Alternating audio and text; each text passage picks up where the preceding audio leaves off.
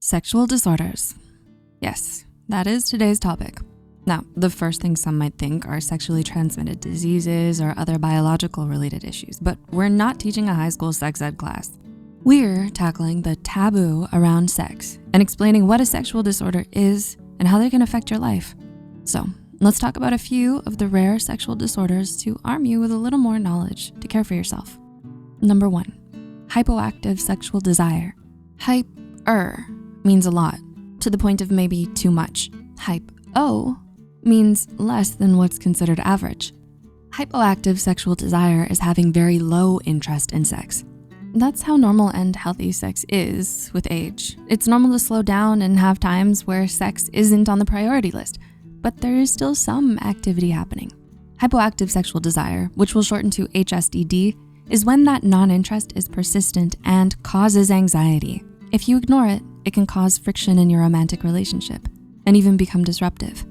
HSDD is an absence of sexual interest, not a passing feeling. So if someone's meh with their partner but still gets hot and bothered looking at a firefighter calendar, not HSDD. Biological factors such as hormonal imbalances and situational issues can cause HSDD. But wait, the good news is that there is treatment. Talking to a healthcare professional can help figure out what next steps need to be taken. Number 2, post-orgasmic illness syndrome. Post-orgasmic illness syndrome, or POIS, is an autoimmune disorder that affects those who produce semen. Think of it like allergies. For those with seasonal allergies, going outside is a terrible ordeal without having an antihistamine at hand. The same goes for POIS. After finishing sexy time, flu-like symptoms kick in. Those flu-like symptoms are an immune response.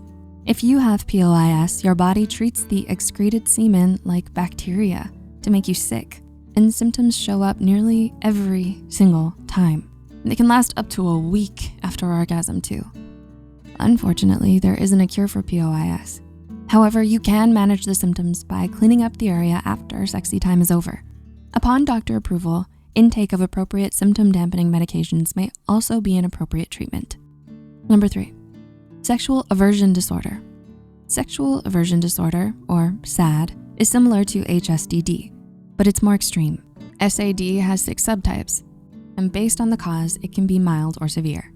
So while HSDD is meh to have sex, sexual aversion disorder turns that meh into active fear of sex. This fear manifests as constant rejection and active avoidance of all sexual contact with their partner. As bad as that sounds, since it's a form of HSDD, the same treatments can apply. Number 4, coital cephalgia.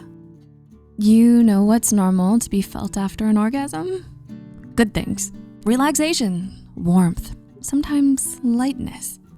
That thing called the afterglow. No, what's not normal? A migraine. Unfortunately, coital cephalgia is just that. An orgasm so strong it gives you a migraine. Not something to celebrate.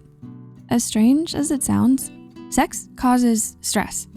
But it's not the kind of stress you're thinking about, the kind that comes from spending too much time at the office. When you orgasm, there's a massive amount of oxytocin and dopamine being released into your bloodstream. That is why it feels so good and can sometimes make you feel really intense emotions. However, post-coitus, your hormones lower, but their effect on your body does not diminish immediately. High levels of oxytocin, like the ones released during orgasm, can tighten your blood vessels and eventually increase the pressure in your head, thus giving you a headache. Typically, men experience coital cephalgia, but it can affect some women too. Although it's kind of scary because the head pain is pretty sudden, it's not fatal. Treatment can include simply taking regular migraine medication and exercising. Exercising can reduce the chance of vasoconstriction during physical exertion. Number 5, retrograde ejaculation. No, it doesn't have anything to do with Mercury being in retrograde. Thankfully, we're done with that. But for those who do have retrograde ejaculation, it might feel like the planet Mercury might be at fault. Why? Because retrograde ejaculation means your semen flows in the wrong direction. Crazy, right? Gravity or the tide of the oceans having nothing to do with it. Simply put, the reason semen is flowing backwards is because of your sphincter. Your sphincter is a muscle located at the neck of your bladder. During coitus, it tightens to prevent your semen from mixing with other fluids, kind of like traffic control. Under normal circumstances, it blocks flow in the bladder lane and allows the sperm to pass through the vas deferens, prostate, and urethra before exiting out of the penis. With the retroactive ejaculation, the sphincter goes on a break and everything is left to sort itself out. The sperm flows where it wants and winds up at the bladder. The sphincter is on a perma-break and those muscles don't close, so semen takes the path of least resistance up the neck of the bladder, which is shorter.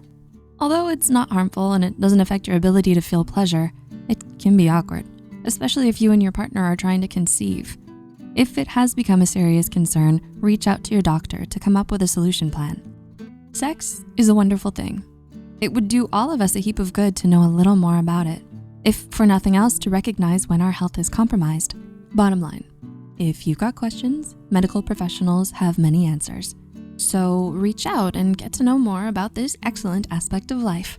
We think it'd be super sexy if you touched our like button, by the way. Just saying.